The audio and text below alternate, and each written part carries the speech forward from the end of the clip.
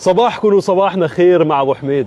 محمد حاج يوسف عنصر الامن اللي خطف قلوب السوريين يوم امس بوقفته بثباته اثناء تامينه للمظاهره الاحتجاجيه، لكن الشيء اللي ما بتعرفوه عن محمد انه محمد هو اخلى شهيد من عائله ثائره مضحيه تهجرت عانت مثل العوائل السوريه. ابو حميد اخونا محمد، ما بتعرف مقدار الفخر اللي افتخروا فيك فيه السوريين امبارحه، مقدار سعادتهم بثباتك بوقفتك. من وين الاصل ابو حميد؟ لا أنا من إدلب، أريحة قرية كفر نجد. والنعم.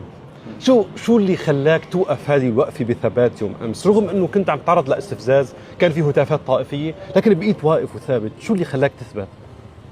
هو خلاني أثبت أنه هذا واجبي، هذا واجبي، ونحن هلا فترة بناء دولي وما فينا نرد للهتافات مركز بمهمتك. أيوة مركز بهم. طيب شو اللي كنت عم تفكر فيه؟ يعني أنا حطيت حالي مكانك امبارحة، أنت عم تقوم بواجبك بس في حدا عم يستفزك ويهتف هتافات طائفية، شو كنت عم تفكر؟ شو حسيت؟ والشعور صعب، بس أنا ملتزم بأوامري وواجبي وما فيني أتخلف عنه، ونحن مهمتنا لحفظ الأمان، لحفظ ممتلكات الناس والشعب السوري، ما عندنا أي غير شيء. طيب كثير من السوريين امبارحة كانوا عم يمدحوا فيك، مبسوطين فيك، مبسوطين بأنه وصلوا لهي الحالة أنه في عنصر أمن عم يحمي مظاهرة حتى لو هي المظاهرة مضادة. شو بتحب تقول رسالة لهدول السوريين؟ شو بتحب تخبرهم؟ كثير حملوني سلام لك على فكرة، فشو بتحب تخبرهم؟